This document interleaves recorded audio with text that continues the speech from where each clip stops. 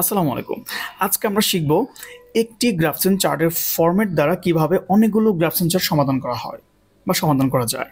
সেক্ষেত্রে আমাদের ফরম্যাটটি হচ্ছে একটি দিয়ে সব সমাধান।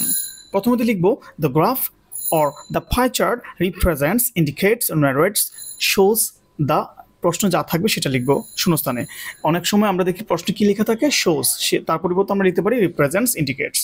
তারপর it is very important topic for the developing country like Bangladesh.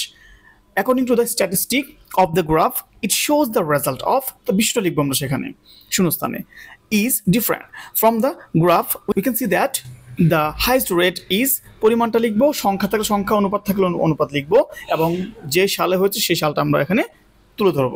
বুঝতে পেরেছি? তারপর on the other hand, the lowest rate is আমাদের শূন্যস্থানে বসাতে হবে পরিমাণ, সংখ্যা অথবা অনুপাত যদি থাকে, পার্সেন্ট যদি থাকে সেটা আমরা বসাবো। তারপর ইনের পরে কি বসাবো? সাল বসাবো, যে সালটা এখানে থাকবে। তারপর রয়েছে we can see that there is a difference, যেহেতু আমাদের এখানে অবশ্যই লোয়েস্ট এবং হাইয়েস্টের মাঝখানে একটা ডিফারেন্স দেখাতে হবে, সেই ক্ষেত্রে এটাও আমাদের এখানে উল্লেখ করতে হবে। We can see that there is a difference between the highest rate and the lowest rate.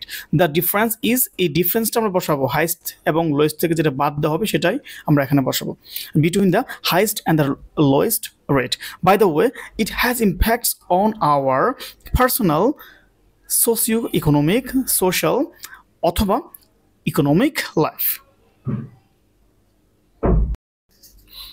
তারপর আমরা লিখব we can see from the graph, যে বিষয়টা থাকবে সে বিষয়টা লিখব এবং এটা যদি বৃদ্ধি পায় আমরা লিখব is increasing, আর যদি এটা কমে যায় আমরা কি লিখব is decreasing day by day.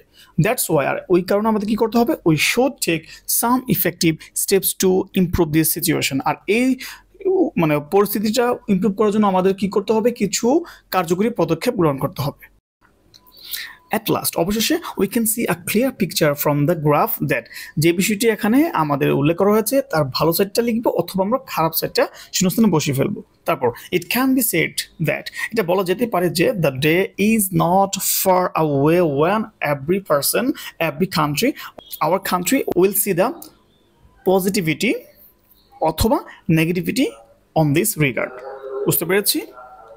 তাহলে এইভাবে আমরা গ্রাফসেন চার্টটা সম্পূর্ণ করবো। ইনশাল্লাহ আমরা 10-এ 10 পাওয়ার যোগ্যতা রাখবো এই ফর্মেটির মাধ্যমে। সো একটি ফর্মেট দিয়ে আমরা অনেকগুলো গ্রাফসেন চার্ট তৈরি করে ফেলবো ইনশাআল্লাহ।